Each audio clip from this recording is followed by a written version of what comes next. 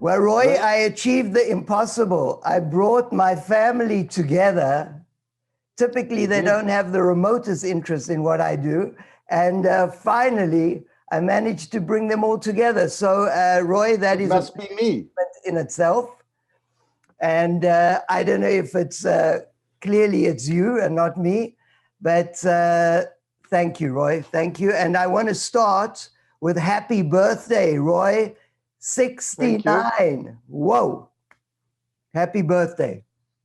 I could make jokes about that, but I won't. Exactly. The other thing, do you have a beverage with you? Oh, of course, you've got a beverage. Yes, yes. That's why I hate doing interviews in the morning, because I have to sip on water and coffee, and you're already post 5 o'clock and sipping on a nice glass of, what is your beverage of choice today, Roy? I like it. Tullamore Dew. I like it. So it's recommended for people dealing with family. So following the highly informative Meet the Author with John Steele, those who attended that interview, it was incredible. We heard a perspective about Pilates that many of us hadn't heard before. I wanted to invite someone that has nothing to do with Pilates, other than he was the marketing director for BASI for around 5 years, did an incredible job really building up a marketing department for BASI. And of course, he's my cousin and very close to me. So just to give a word, Roy, if you will allow me to indulge myself, just a little intro. So Roy is a veteran journalist,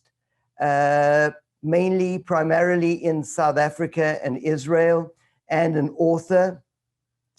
And both Roy and I have written books, but I want to draw a distinction from the outset between Roy and I in our writing. I write about my art form, which is Pilates, dance, and I have done both for many, many years. For Roy, writing is his art form. And the difference is clearly apparent. Roy is a writer. He writes about various topics. Roy, I hope we have time toward the end to delve a little into other books and other projects that you're writing. But Roy's book, Telling People What They Don't Want to Hear, A Liberal Life Under Apartheid, is a fascinating and brilliantly written book. It is dense with information, and Roy has managed to navigate a unique path with many layers of information without it feeling like he has compromised on any. So Roy, honestly, congratulations on an incredible book.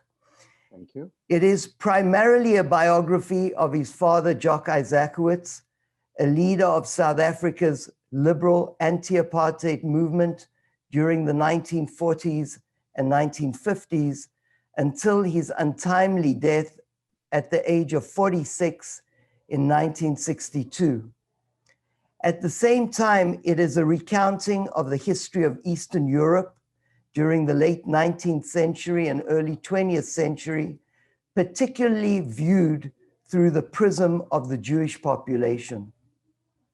It is also a historic overview of South Africa during the first half of the 20th century, and it addresses philosophical and political ideologies so important and relevant at that time and remain so today. Roy also delves into our family history with more research and discovery than I would have thought possible. He has certainly filled a lot of gaps for me personally, and for this, I am eternally grateful. Roy, I'm going to try and abstain from being selfish and asking too many questions about the family and reminiscing about the good old days between us. And there were many, probably many that shouldn't be made public. But nevertheless, we'll leave those for a good bottle of scotch together when we next meet. And let me go into the interview. So as they say, the apple doesn't fall far from the tree. This is certainly the case with Jock and Roy, both in terms of writing, but also political beliefs. Roy, you were drawn to writing from an early age. If I'm not mistaken, and I may be mistaken, you even delved into playwriting at some point and even acting. Am I correct? Yeah, absolutely. I remember you introducing me to early American folk and blues and the important messages they conveyed. Woody Guthrie, Lead Belly, and of course the liberal politics of the 60s. But I digress. Let's stick to the topic. When did you decide to write this biography? What was your driving force to do it? And how long was it in the making? I'll answer the last question first. It was about, how old am I? It was about 50 years in the making. I was 10 when my father died. So what I grew up with was more a myth than any personal experience. And that myth was created by my mother, by your father, my Uncle Izzy, who was Jock's younger brother, and who I was lucky to get on tape for several hours before he died. And he gave me a lot of the information that I have today. So I always wanted to write about my dad, because I felt the need to know him better, and the only way I could know him was by going to the archives and exploring him.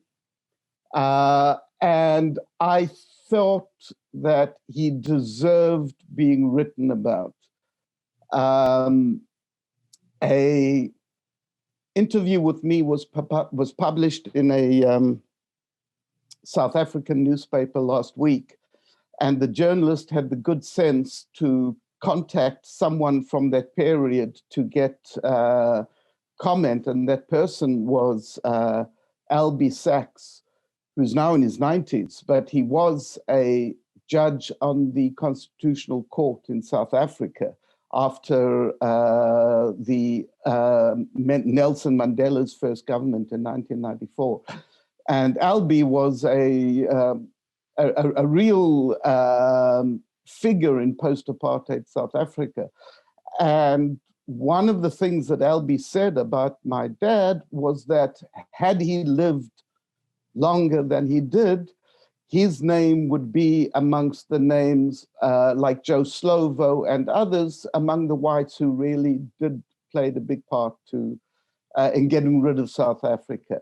And I felt that all the time without really having the details and the knowledge. So it took me a long time to make my own family, to pursue my own career, etc. But it kept on growing within me like a seed. And about 6 years ago or so, 5 years ago, I decided, all right, this is it. So I retired from work on the newspaper. I was on the Haaretz newspaper, and started working on the book. Amazing story. Roy, did you have a clear vision for the book, or did it evolve and become different things as it progressed? Well, the vision was simply to discover my dad to the extent that I could, mainly from archival material, because pretty much everybody who knew him is no longer alive. So there are very few first-hand accounts in the book. I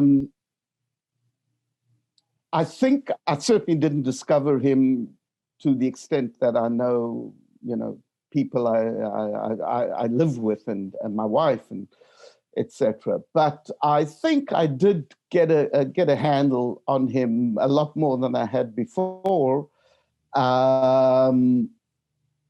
There's no huge revelations in the book, but there are a lot of aspects of him, of his period, of South Africa in that period, being the 40s and the 50s, which I wasn't cognizant of. Mm-hmm. You know, Roy, forgive me if any of this is redundant and we can move on, or if I'm repeating anything, but, you know, for as long as I can remember, Uncle Jock was a family icon. He truly was. I do still have some vivid memories of him. Do you have many memories of him, Roy? You were the tender age of 10.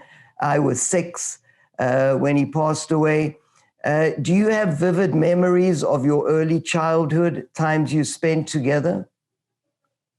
I have a very bad memory, which is not a good thing for a writer. So I have maybe a handful of clear memories, and those are specific situations, specific instances that I remember. But most of it really is secondhand information. It's stuff which I learned mainly from my mom and from your dad, and from his other brother, Uncle Shoal. I started out pretty much with a blank page. And you said icon, you know, that he was an icon. That's true, but icons serve today's purposes. In other words, people make icons out of other people who serve their own purposes. And I wanted to get beyond the icon. I really wanted to understand who he was, warts and all. And if it came out to something I disliked, it didn't, so I didn't have to deal with that. But I hope that I would have written it as well, because I don't trust icons.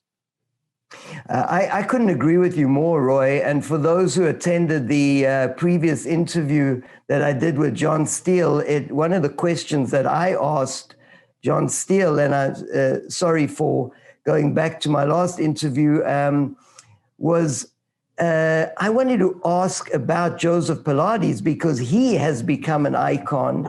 And yet the more I read about him, he was someone that, contrary to Uncle Jock, someone that I was finding it very difficult to respect or even like.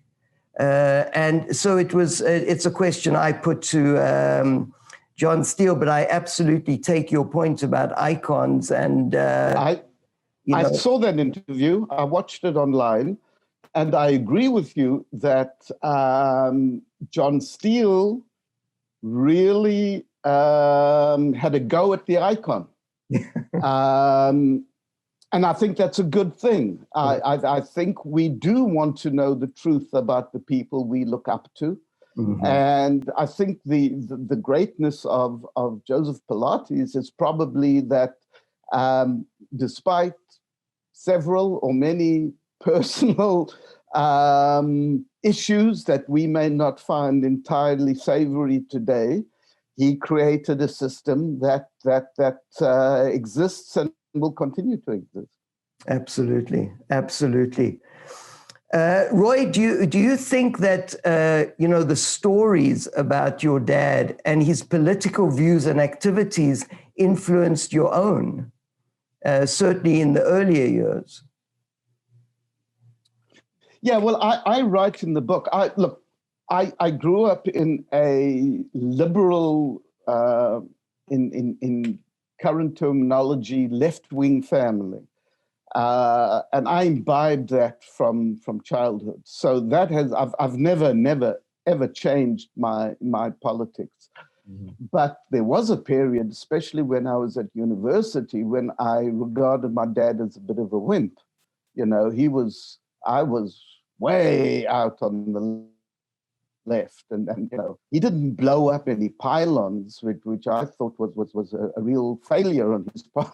You know? But and I write about that in the book, how coming to terms with him, I had to come sometimes from to the left of him and at other times from other places. Well, I'm going to kind of jump ahead to a question I had for later, but being that you raised that, I'm going to mention it now. Roy, both of us, I think, felt a little bit that way. Similarly, we spent so much time together in our early years in Israel. I came with my folks 1 month later than you had arrived. We came in February 1971, you in January 1971. And I think we saw ourselves naively as these young revolutionaries and looked at our dads as, maybe a little passive, little lame. And yet, as I look at it today, really, Roy, would we have had the guts to do what they did at that time? For myself, I don't think I would have. When I listened to my dad's stories, I haven't had the guts. I mean, my father and your father were doers. We're talkers. I've been a journalist for most of my career, so I had an outlet in writing, and I certainly wrote my politics, and there were times when people thought that was perhaps rash. But I have not gone out and done stuff that gets me imprisoned, which is what happened to my father. So, no, I think we failed by those standards. Definitely. I will say that one of the proudest moments for me, and again, it came in later in my questions, but I'm going to say it now, is going with my dad to a demonstration against Israel's involvement in Lebanon. And I had already finished 4 tours of duty up there, and I was so vehemently against the war there, as was my dad. And going with my dad to a demonstration and joining tens of thousands of other people, it was such a great moment for me, one that I remember so fondly. Just my dad and I going to a demonstration together was a wonderful moment. I digress.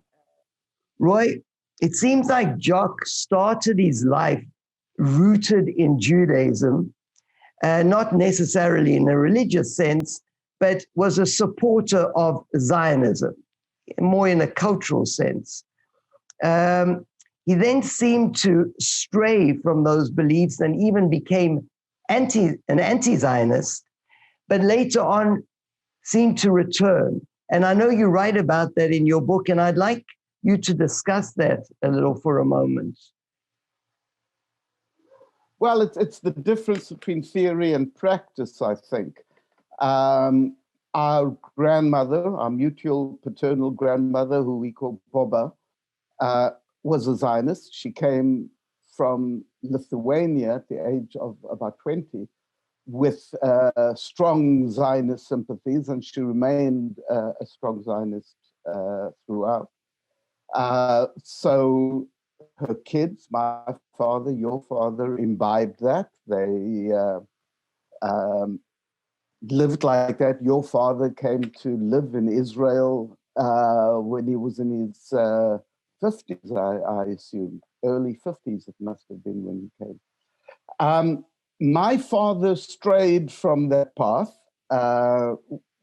During the 30s, he became a Marxist or Marxist influenced. He didn't, in fact, join the Communist Party, but he was way out on the left, and he was an anti-Zionist. And I do quote some of his anti-Zionist sayings and stuff in the book. But what changed him was the Holocaust.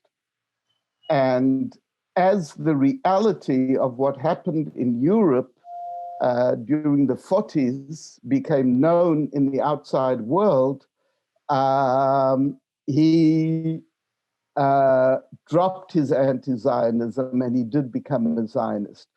A socialist Zionist, a Zionist with deep instincts of an egalitarian society, which he hoped would develop in Israel, but he did become a Zionist, yeah.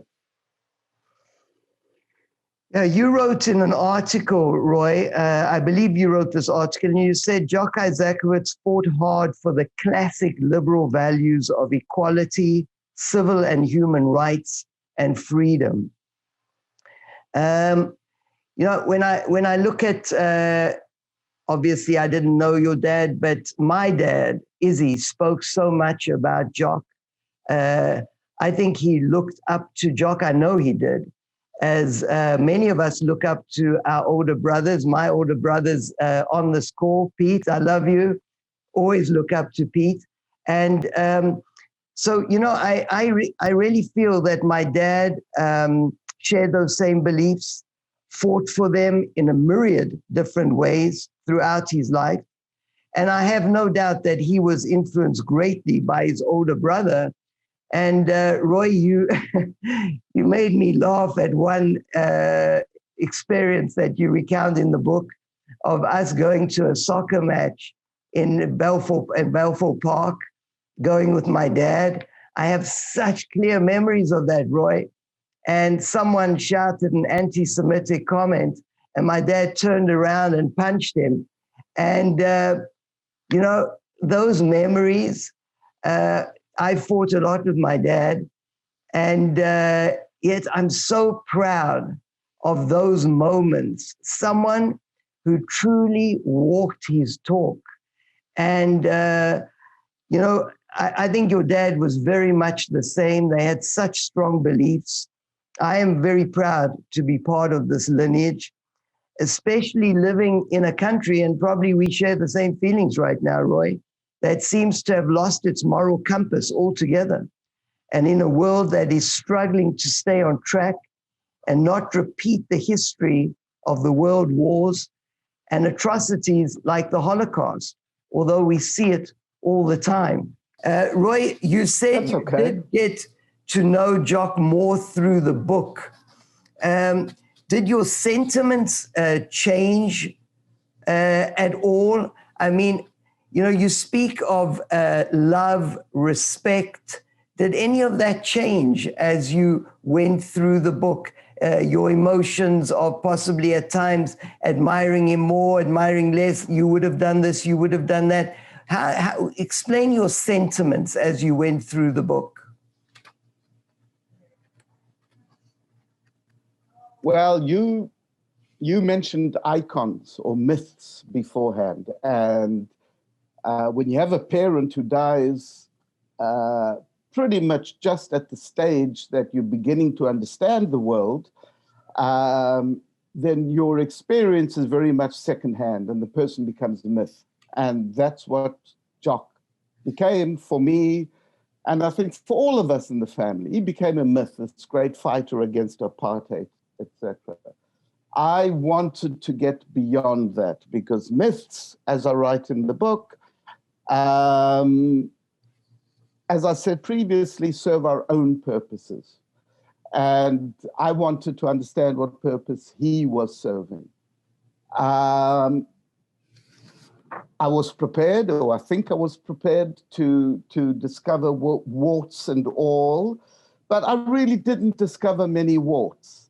I'm sure my mother could have told me that there were more warts, because every spouse knows the warts of his or her other spouse. But I'm unaware of them, and those are not the sort of things that come out of archival research. I spent a long time with my brother, Stephen, who accompanied me to all the archives, and we went to just about every archive in South Africa, which would have stuff about my dad, and we spent weeks going through the stuff. But so I got to understand his professional involvement a lot better than I had before.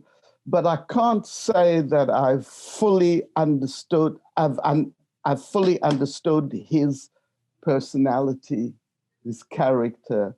Those remain a little mythical to me, but I'm happy with what I got.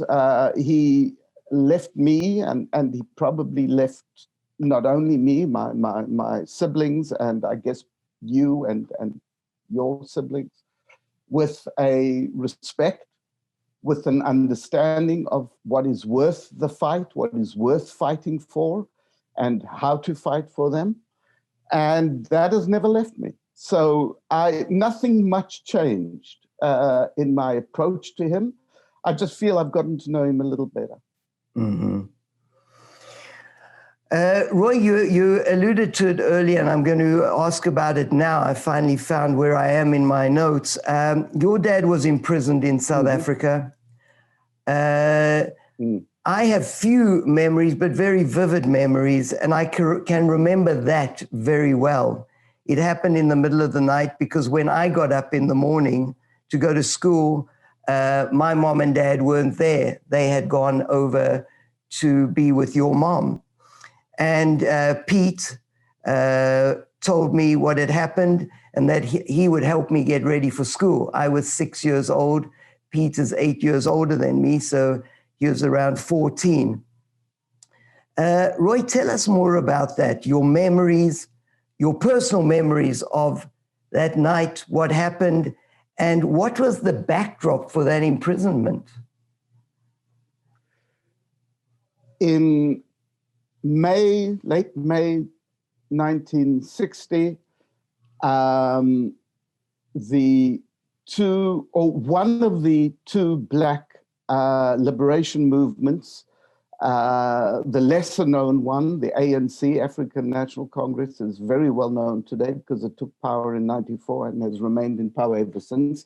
But the PAC, the Pan-Africanist Congress, is much less known. They called a nationwide strike against various laws, apartheid laws, mainly the pass law, which mandated that every black person, every non-white person had to carry a sort of a passport with him. It's an ID book, but a very detailed ID book wherever they went. And that ID book allowed them to be in very restricted areas and not to enter other areas, et cetera, et cetera. And in a place called Sharpeville, which is about 70 kilometers, 80 kilometers west of Johannesburg, the protest that was called against the pass laws was, there were several, 20,000 people maybe, and the police opened fire on them. And the result was the Sharpeville massacre, in which 68 people were killed, the huge majority of them with shots in the back. In other words, they were running away. They were not attacking the police in any way. And the Sharpeville massacre really catapulted South Africa into a huge crisis that seemed at the time to be threatening the existence of the apartheid regime. And in order to hold on to power, the apartheid regime arrested, detained several thousand anti-apartheid activists, enacted a state of emergency throughout the country, which meant very reduced human rights, which were not great to begin with if you were black. And my dad was detained during that period, as one of those emergency detainees. And they were held for several months until the danger of revolution, I guess, subsided. The country went back to its more peaceful ways through huge, massive police and army oppression. It's nothing about apartheid was normal, but oppression did keep the streets quiet after several months, and they were released. So compared to people who have spent many, many, many years in jail for violating apartheid laws, they weren't treated that badly. They didn't have such a bad time. It wasn't the end of the world. But symbolically, those arrests were very, very important. They were in 1960, and they presaged, they were a preview of the massive repression that was to come during the 60s. Mm-hmm. Did you visit your dad in prison, Roy? I believe in your book you do write about that. Do you have memory of that? Only once. We were only allowed to visit him once. He was in Pretoria prison, which is about 30, 40 miles north of Johannesburg. I remember it very clearly. It's one of the few clear memories I have, mainly because he gave us the largest bars of Cadbury chocolate I've ever seen.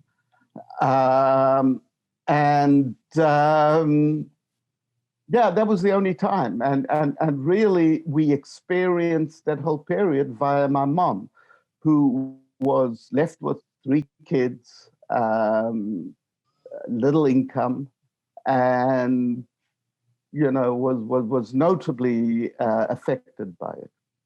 I don't think it affected us much. You know, me, I had a father in prison, man. I was king of the school.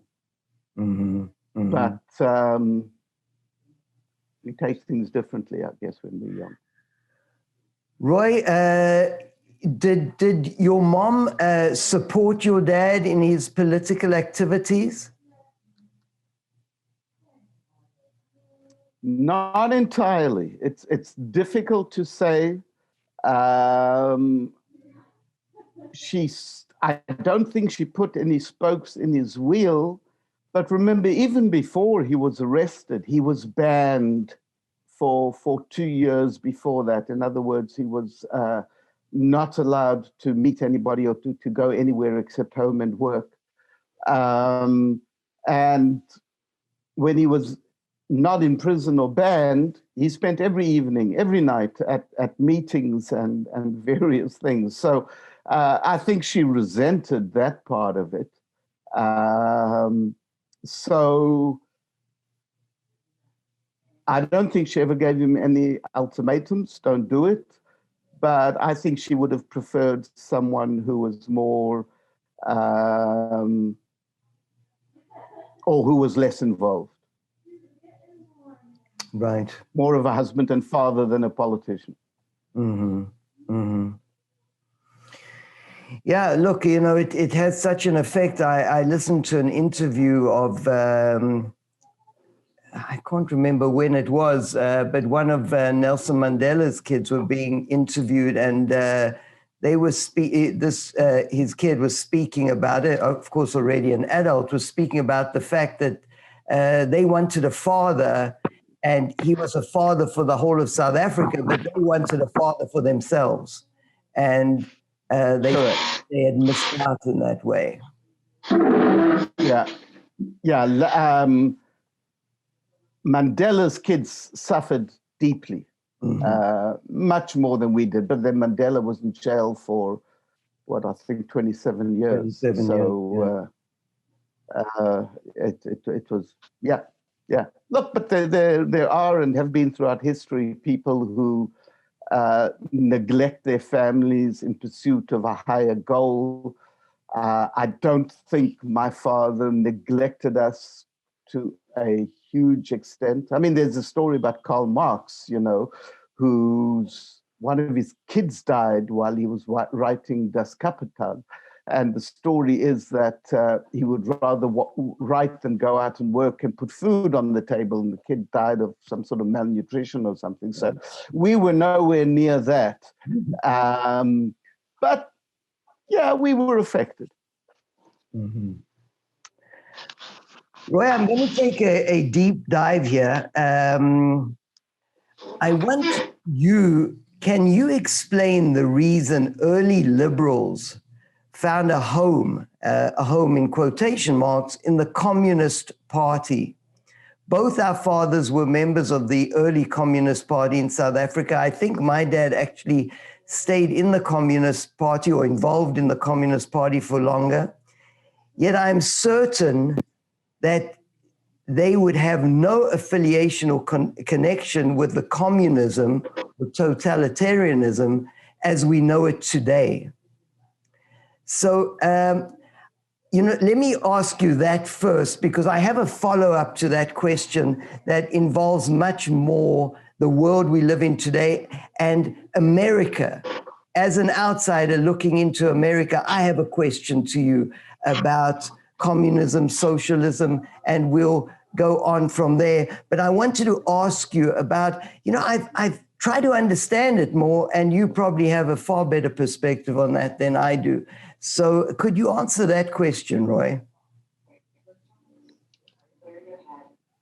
In the 20s and the 30s, the true dimension of Stalin's depravity, horrors, hadn't reached the West.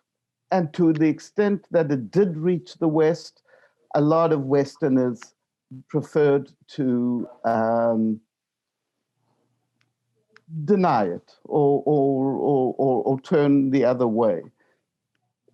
For the first 3 decades of the Bolshevik system in Russia, Bolshevism or Marxism, Marxist-Leninism, was the refuge of just about everybody on the left who opposed the budding capitalism of the West. They didn't know enough about Russia. They only found out later. And then in the 40s, it was Russia that saved the world from Nazism. Americans think America saved the world from Nazism, and the Brits think that Britain saved the world from Nazism. That's not true. Russia saved the world from Nazism. The casualties and the destruction suffered by Russia in the war was astounding, beyond anything that any other country suffered. And so in the early 40s, during the war years, these plucky Russians who were pretty much standing alone against Nazism until D-Day were much admired by everybody on the left in the West.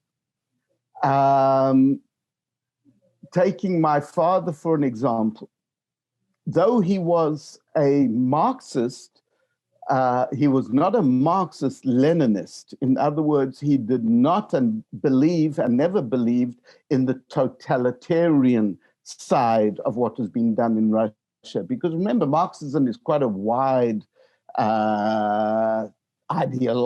ideology.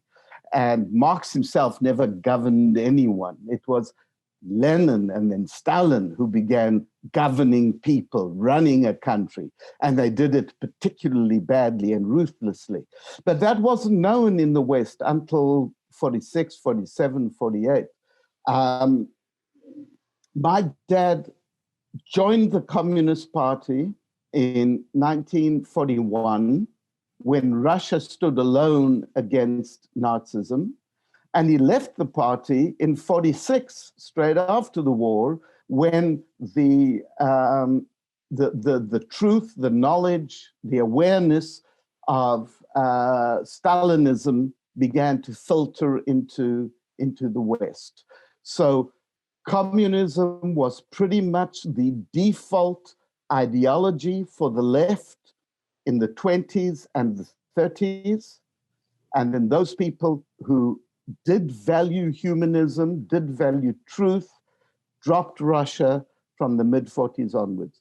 That's what my dad did. Your dad stayed a little longer, but he also dropped the Communist Party pretty soon after. It's so interesting to hear about that, because I'm looking at some of the participants today and I can see my dear faculty member, Alina, who grew up under communism. Hi, Alina. Great to see you. Thanks for joining us. Grew up under communism, and here we're discussing this history. It would be so great to get her perspective. Alina, maybe you can weigh in a little later of your experiences growing up under communism.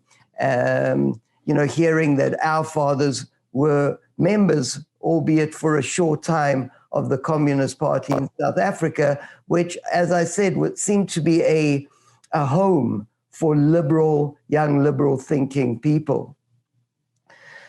I'm going to follow on. Not only in South Africa. No, not only in South Africa. That's very true. And I just in most of the West, and I'm certainly not talking about those who suffered under communism in Russia and in Eastern Europe, because for them it was a total nightmare. And I'm not trying to whitewash that at all. But intellectuals, left-wing intellectuals in the West were deluded for far too long by the promise of communism. Right, absolutely, absolutely. And we only need to remember the witch hunts that were happening here in the United States, hunting down communists, and they were the early liberals. They were exactly like your dad and my dad.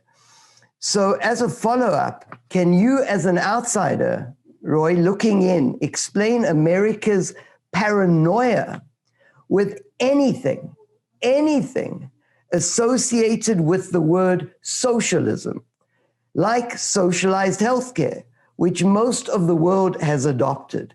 They see it as a slippery slope, a talking point of many of these politicians, from socialized healthcare to socialism, to communism, to totalitarianism.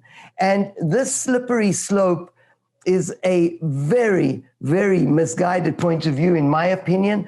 But I want you to give your perspective as someone that has delved so deeply into it and looking at it from the outside in, how you see that. Well, I certainly am not going to claim that I'm an expert on the US, and I don't want to intrude into people's own political beliefs. But as a student of politics around the world, I'll say this. People tend to forget, and people in the US tend to forget, that America in the 30s was a socialist or semi-socialist country.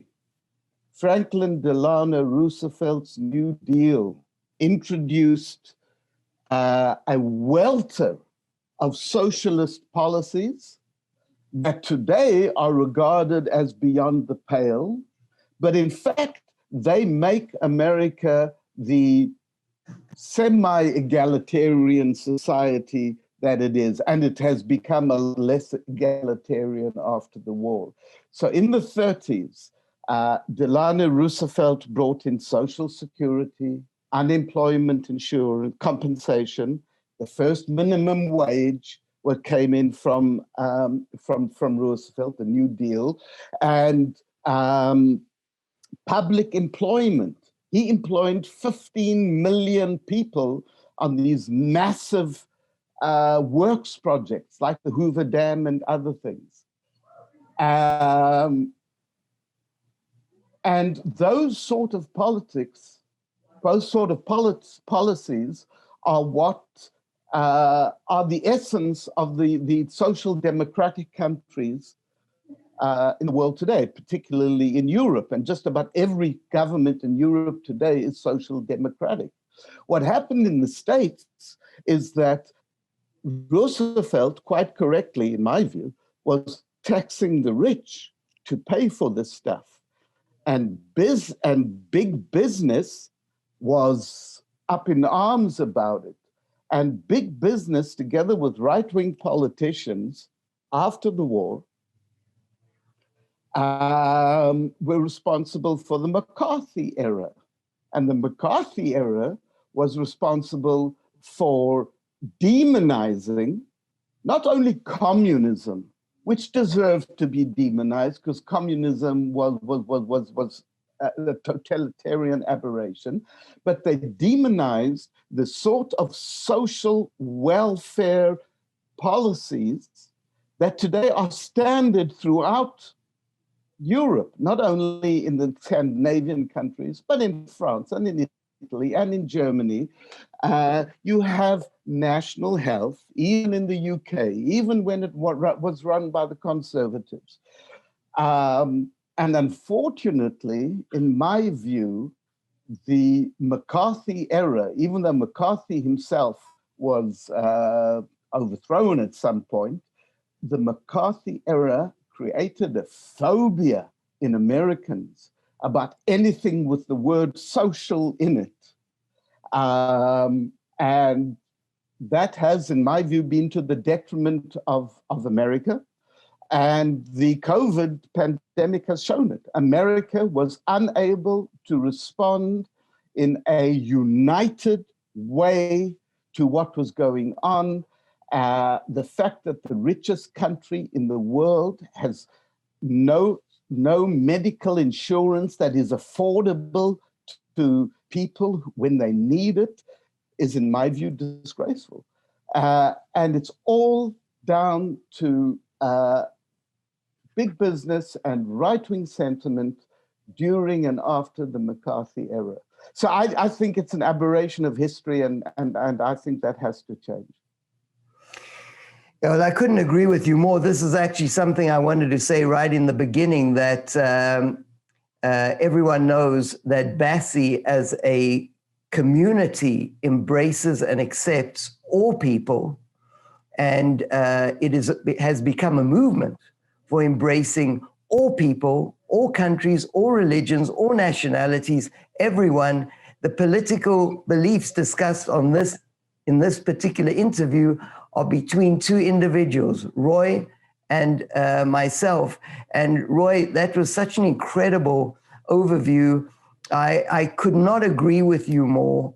I think it's embarrassing and disgraceful, and it's tragic because thousands, hundreds of thousands of people are dying because of these political beliefs. I couldn't agree. And because we get back to myths, because America relies on this frontier myth, this frontiersman, the independence, the individualism, etc., etc. It's bullshit. What socialism is really is the recognition that people, even though they're individuals and must have individual rights, also live in society. And that the society has to be equitable, and it has to be empathetic, and it has to be caring, because people make up, the individuals make up society.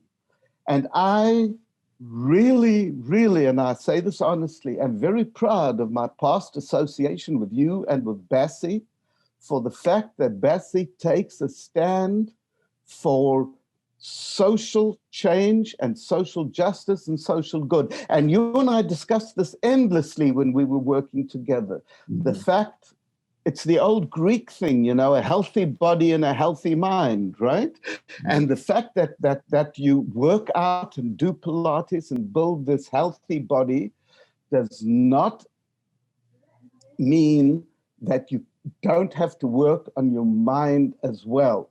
And I congratulate, I'm proud of BASI for focusing not only on the physical part, but also on the social part, that people as part of society need to be inclusive, need to be non-discriminatory, and need to be empathetic to each other. Thank you, Roy. I appreciate that. In 2017, I think it was, I was in Italy and looking around at Tali, who I believe is on the call. Tali lives in Tel Aviv, and she remembers that event we had in Italy. There was actually a beautiful moment. Tully, I think you're on the call. Yes, Tully is there. And there was such a beautiful moment when I actually get chills when I think of it. There was a young woman from Lebanon, Sandy, attending the program, and Tully was there from Israel. And Tully was introducing herself. There were, I don't know, Tully, you remember, probably about 40, 50 people. And Tully said at one moment, can I ask to give my sister from Lebanon a hug? And it was, everyone just stood still and watched Tully and Sandy hugging each other. And I was so proud as I looked around this room and saw people of all types, all colors, all from different nations, different religions. They were all there. And that moment, Tully, when you asked if you can give Sandy a hug and you hugged each other, and I thought at that particular moment that BASI for years and years was about the moves. And suddenly in that moment, BASI became a movement for social change, a movement for social justice, a movement that we cannot just do exercise and think that that's the end of it when we walk out, because it's about well-being. And well-being is not about the individual only, it's about the well-being of those around us, about society, about the world itself. And that moment, that hug, it came to me that we were a movement, and I hope that we can continue bringing about positive change. Roy, the last question I had for you, Roy, was do you have any books you're working on right now? And we've taken up so much time. I also want to leave a little time for questions. Still have questions been coming in on the chat? Just comments.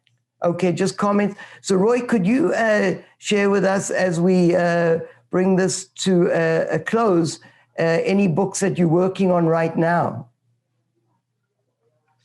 Yeah, in addition to my book about my dad, I've published a book of short stories, which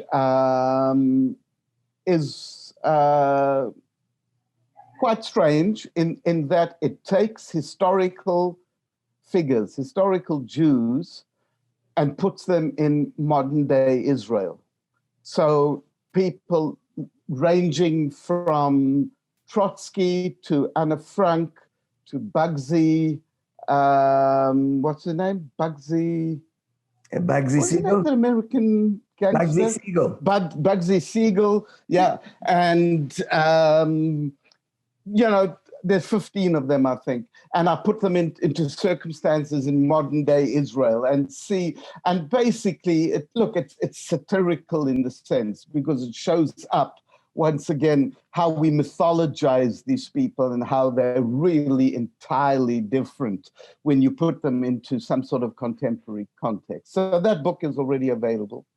I've just finished a book which I've ghostwritten about a group of Nazi hunters in Argentina in the 70s and the 80s. And I'm now interviewing for my new book, which is interesting because it's an old school friend of mine. He and I were in first grade together, in fact, and went through school together. And he was responsible for the biggest biggest hashish bust ever in the United States. He was importing 72 tons of Afghani hashish into Canada, actually. The States caught him, but really it was bound for Canada. Why weren't we part of that, Roy? Oh, I would have been, but they got busted by the by the Coast Guard and the DEA, and he spent 22 years in jail. I'm ghostwriting his biography with it. Wow, that is fascinating, Roy. So he was busted as part of this ring, spent 22 years in jail, and This is a nice Jewish boy from South Africa. Absolutely. Nice, good Jewish boy from Joburg. In fact, he was vice head boy of King David. And he was a provincial sportsman, runner. He was into running and stuff. He got 25 in the US, 25 years for that deal. He was released after 12 and a half. But a year later, he was busted with a yacht full of cocaine in Barcelona and spent another 8 or so years in Spanish prison. So it's an interesting psychological, apart from the action, and there's lots of good action, it's an interesting psychological profile of what drives a guy to do this sort of shit. Unbelievable. You know? Because I grew up with him. I'm like him. I would never have had the guts to do this. You know, even if I'd wanted to, and I never really wanted to, but even if I wanted to, I would have been scared to death. And some people are fearless. He's really fearless.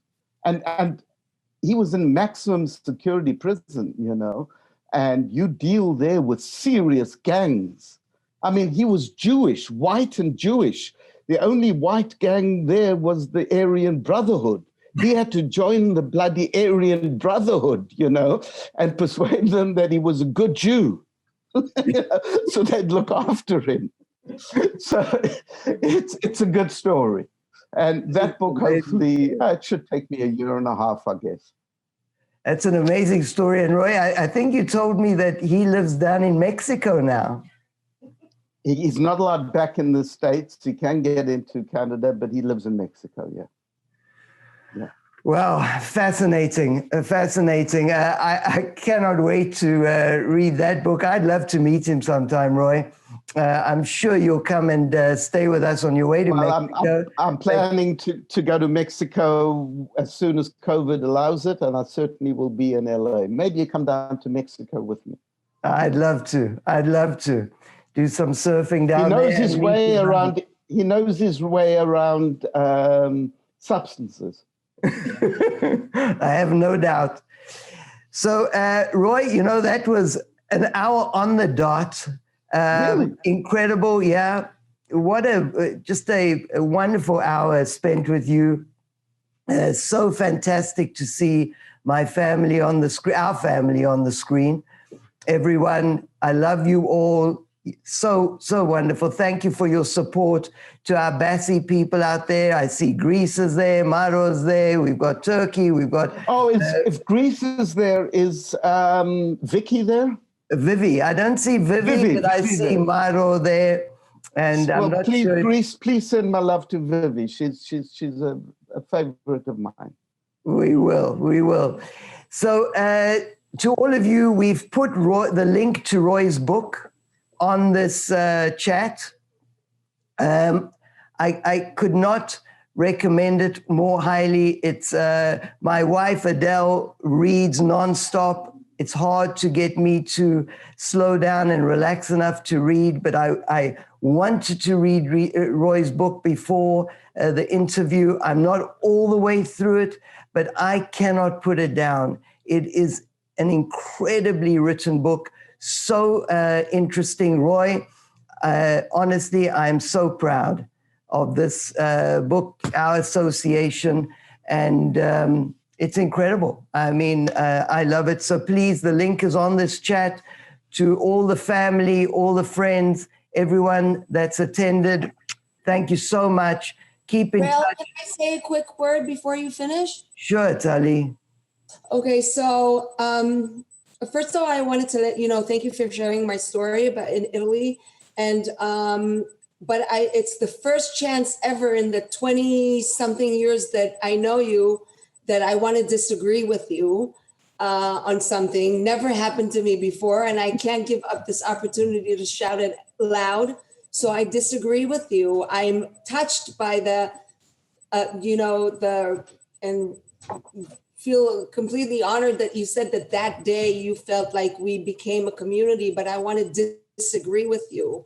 I think that what led me to that point is your teaching, is your guidance. And I wouldn't be able to do that day if I didn't feel the community that we already had and the feelings that we already shared, that I felt like it was the most natural thing to do. And so I think the community that you've built in the 30 years and the 20 so years that I've known you is, maybe it was just another drop in that. So I'm touched that that's a moment that made it, like that for you. But just know that, first of all, my friendship with Sandy didn't end that day also because of our community, because I've met people like that before, and we said hello and it just faded away. But thanks to our community, to our BASI family, I'm almost on a weekly basis communication with Sandy. She just, as we are speaking, liked and wrote me something about something I posted on Instagram. We're totally there for each other through the stuff that she's going on in Lebanon, and me in Israel and her family. And I wouldn't be able to do that if we didn't have BASI, So, and it keeps us connected, and that's so valuable. And you are a way to do that. And I'm so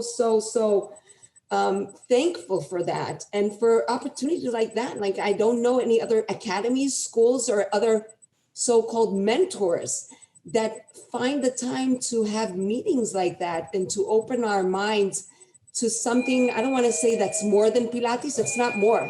It is Pilates. This is Pilates, what we're doing here. So right. I'm so thankful for being a part of this. And I can't say how much I respect and love you and everyone associated with this. And thank you for the people that commented here on that day as well in Italy. So that's my only time, I promise, the only time I will ever disagree with you. You can disagree all the time. No, you don't give me reasons to. So please try and give me Toda rabba, Tali. Toda rabba. Thank you so much. Can I say something? Of course. Can I? Okay.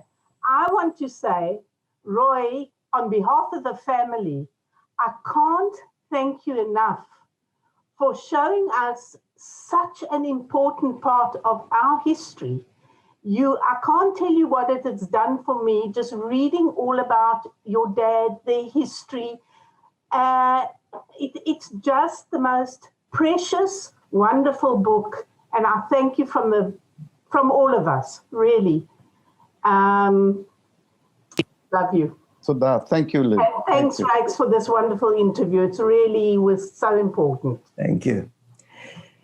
And from me, guys, I loved it. We both loved it. Thanks, okay. Thank you. So thank you, everyone. I'm just going to remind you that next week we're continuing our conversations, and we're having conversation in commonality. It's about bringing more diversity to our community. It really started with the Black Lives Matter movement, and I spoke out strongly on our BASI platform in support of Black Lives Matter. Our very own Stella is going to moderate this conversation. We've got some interesting guests, and it's about finding commonality, not just diversity, but commonality in our community, and speaking about the Kathy Grant Scholarship, which we've now redefined. We've always given scholarships. It will now be given to an African-American woman and man every year to bring more African-American people into our community. Kathy Grant was a proud African-American woman, someone I called a teacher, a mentor, and a friend. And this is going to be a wonderful and valuable conversation. So please join it. And to everyone, thank you so much. I love you. I'll be in touch. And Roy, again, congratulations. Brilliant book. And toda rabba. Thank you. And to everyone. Thank you, Rael. Thank you, everyone.